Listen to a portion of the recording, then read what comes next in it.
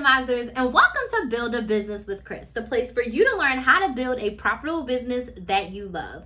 I'm your business coach, Chris the Maximizer, and in today's video, I'm going to share with you how you can figure out content ideas for your social media if you are a business owner. Now, as a business coach, my clients are constantly asking what to post when we start working together. They are unclear of what types of content they need to be posting in their business. I'm going to share with you some ways that you can figure out ideas for your content if you are a business owner. So let's dig right on in. First way to figure out some content ideas is to talk about the what. What is your business? What is your offer? What do you do? What is your industry?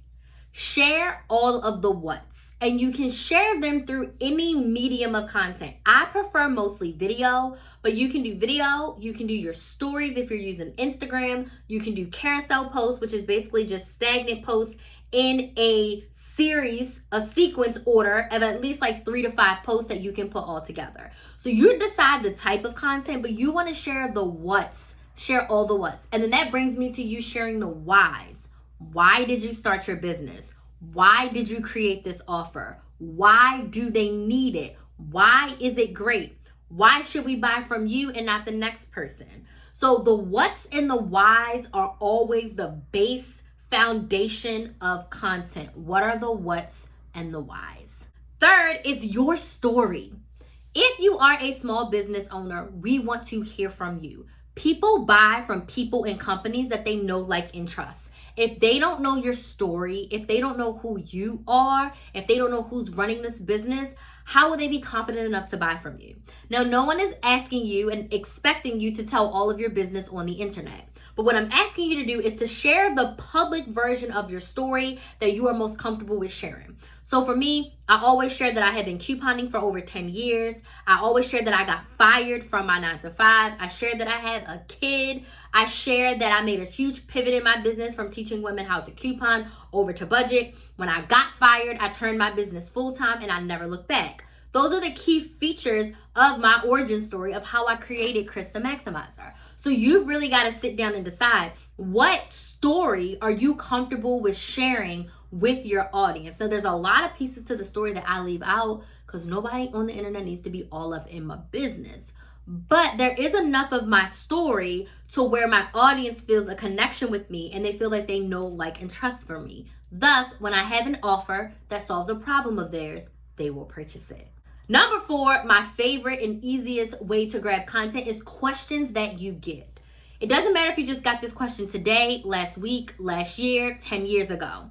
If the question is relevant to your industry and somebody has asked you it more than once, it's something that you can cover in a piece of content. So any questions that you've gotten in your industry about your offer, about how it works, turn those into content. Which also brings me to number 5, which is questions about your industry. So I am a business coach. What questions do people have about business coaching? That's all content. Any questions that I get specifically that have nothing to do with like the business coaching industry, but like how to start a business, why I need a coach, what is a coach going to help me with? Any questions that you get.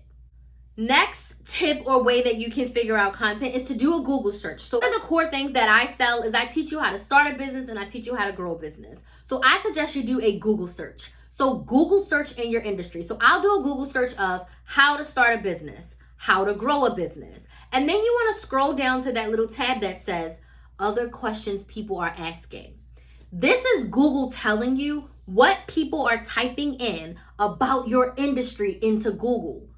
All of those can be content pieces. And every time you hit that little down arrow, more pop up. So you can sift through those and decide which one of those pieces you want to turn into content. YouTube.